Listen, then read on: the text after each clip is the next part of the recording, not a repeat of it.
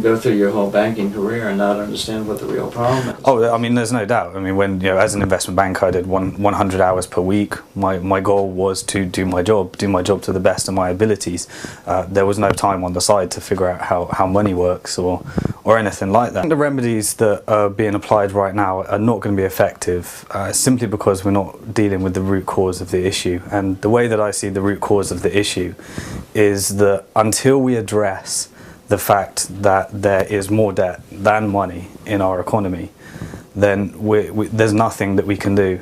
And it is the issue of all issues that ties into everything else. So fixing a broken system, figuring out new and innovative ways of refinancing our economy are all ways of trying to sustain a system that inevitably has to collapse at some point. We have a system whereby the activities of profit-making loans and supplying a nation's money supply all occur under one roof, in a system whereby there's actually more debt than money, where you can only refinance the economy or go to another nation's money supply in order to make up that deficit. So for me, money is the problem. How money is actually created. Okay, so what do you think what's the way out? What's the way forward? Is there a solution to this? The solution that I'm naturally inclined towards is that you have to separate those activities. You need a banking system where their goal is as a company to make money out of providing loans and putting together people that want to borrow with people that want to lend.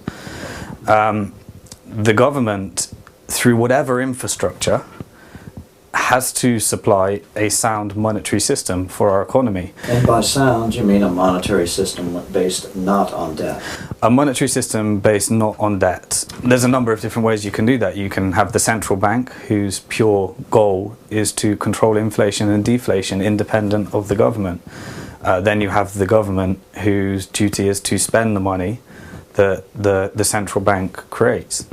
That can be passed on to the treasury in our country, and through a democratic process that is determined how that money is actually spent. The activity of putting together borrowers and lenders is something which I don't think government should be involved in. I think that should be left to the competitive markets and profit-making, interest-seeking individuals. The activity of creating the nation's money supply is something that cannot be privatized, that must be for the people in the public interest. Now, spending that money into the economy means that we can't have an extreme capitalist regime. There's a role for government.